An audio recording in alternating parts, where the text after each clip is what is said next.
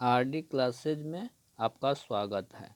प्रश्न आप लोग देख ही रहे हैं स्क्रीन पर, फिर भी हम पढ़ दे रहे हैं। क्लास नाइन्थ मैथ एनसीईआरटी प्रश्नावली 1.3। प्रश्न 9 कह रहा है, बताइए कि निम्नलिखित संख्याओं में कौन कौन संख्याएं परिमेय और कौन कौन संख्याएं अपरिमेय है। तो यह सब संख्या है, तो हल हम यहाँ से तरीके से लिख देंगे।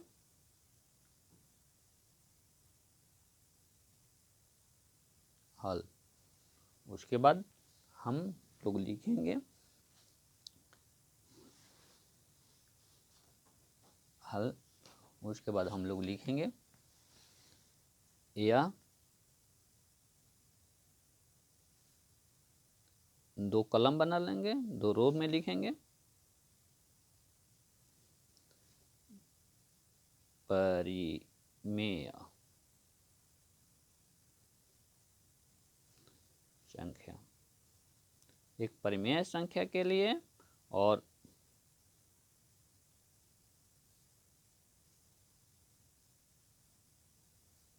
दूसरा अपरिमेय संख्या के लिए।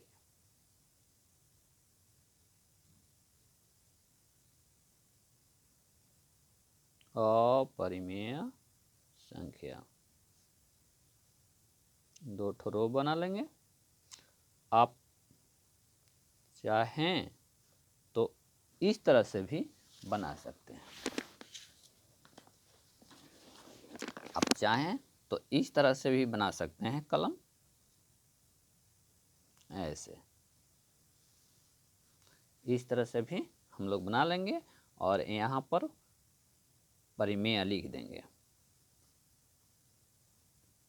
परिमेय संख्या और अपरिमेय संख्या,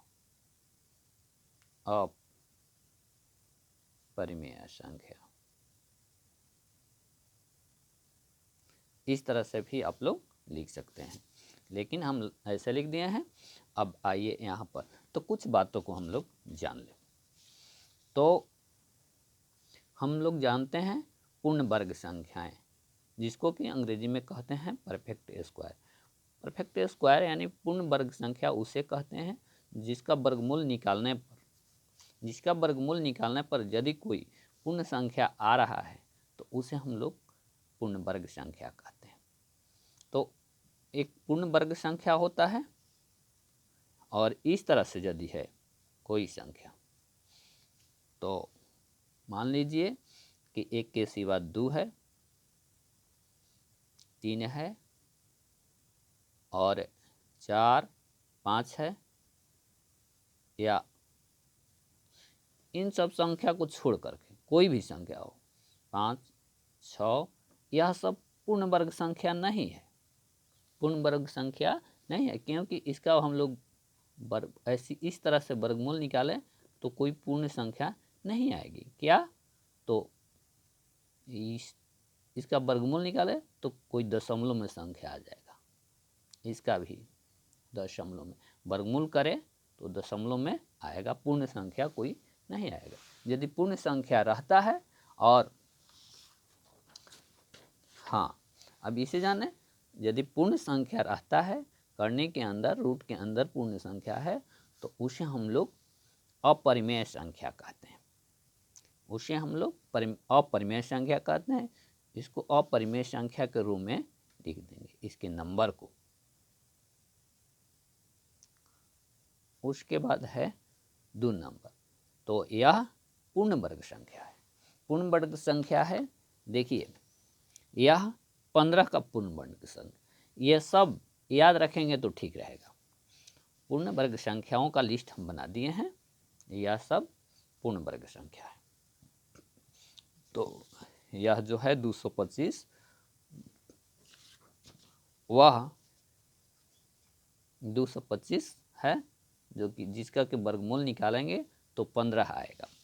तो इस तरह यह परिमेय संख्या हो जाता है, तो इसको हम लोग परिमेय संख्या में लिख देंगे, इसका नंबर। अब उसके बाद अगला है यह संख्या। किसी भी संख्या का दशमलव यदि प्रसार करें और वह शांत आ जाता है, शांत आ जाता है, इसके बाद ऐसे डॉट डॉट नहीं लगा हुआ है, इसका मतलब कि यह यहीं पर समाप्त हो गया है। इसका शेष दशमलव प्रसार किए तो शेष आ गया 0, तो शेष आ गया 0, तो इसे शांत कहते हैं। और शांत, कोई भी शांत है तो वह परिमेय संख्या होता है।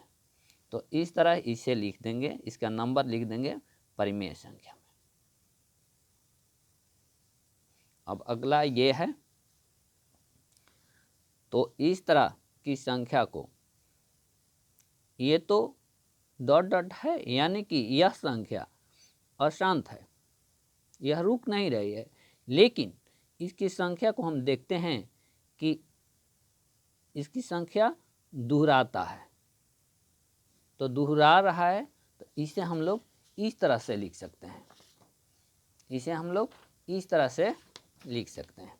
देखिए ये संख्या है, इस संख्या को हम लोग इस प्रकार से लिख सकते हैं। यहाँ से दोहराने लगेगा, पुनरावृत्ति, ऐसे डॉट डॉट दिया है तो यह संख्या कट तो नहीं रहा है, लेकिन इसका अंक समूह जो है पुनरावृत्ति हो रही है।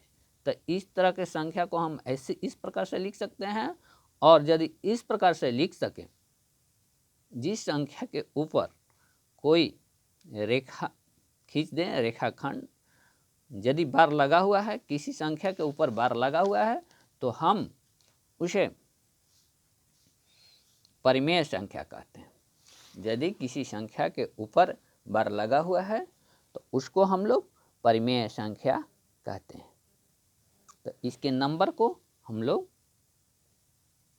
परिमेय संख्या में लिख देंगे। अब अगला है यह, तो यह जो संख्या है, तो इसे हम लोग जानते हैं कि यह डॉट लगा हुआ है, तो यानी कि यह कट नहीं रहा है, ये तो कट नहीं रहा है, तो इसको अशांत कहेंगे। और वैसी संख्या जो कट नहीं रहा है और पुनरावृत्ति भी, किसी संख्या की पुनरावृत्ति भी नहीं हो रही है, तो इस तरह से जब भी पुनरावृत्ति नहीं हो रही है तो उसको, इस तरह की संख्या को हम लोग कहते हैं अपरिमेय संख्या।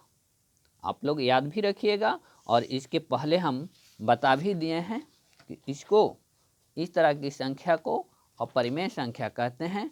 जैसे इस प्रकार की संख्या है वह अपरिमेय संख्या है, कट भी नहीं रही है और यह रुक भी नहीं रही है। यदि रुके नहीं और कटे नहीं, रुके नहीं और किसी संख्या को दोहराए नहीं, तो उसको हम लोग अपरिमेय संख्या कहते हैं। और अपरिमेय संख्या कहते हैं तो इसके नंबर को हम लोग अपरिमेय संख्या की लाइन में लिख देंगे। तो ये सब संख्याएं, यह प्रश्न हल हो चुका। तो इस सब संख्या याद रखेंगे, और संख्या को यदि बांटने के आएगा तो उसको हम लोग बांट भी सकते हैं। इस तरह से यह प्रश्न हल हो गया। और अगले प्रश्न के लिए यह पूरी प्रश्नावली ही समाप्त हो गई। अगले प्रश्नावली के लिए अगले वीडियो में, तब तक के लिए धन्यवाद।